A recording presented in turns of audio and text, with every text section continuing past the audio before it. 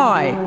এই দুঃখ, কষ্ট, বিপদ আমাদের কোমরকে সোজা করে, আমাদের পায়ের মাটিকে শক্ত করে। চিল্লায় বলেন ঠিক কিনা? প্রতিকূল পরিবেশে কিভাবে বাঁচতে হয় এই দুঃখ কষ্ট আমাদেরকে শিখায়। এজন্য মুমিন বান্দার বৈশিষ্ট্য হচ্ছে দুঃখ কষ্ট বেদনা জ্বালা এগুলোতে সে আপসেট হয় না, সে হাল ছেড়ে দেয় না, সে ভরসা রাখে একজনের উপর। চিল্লায় বলতে হবে তিনি কে?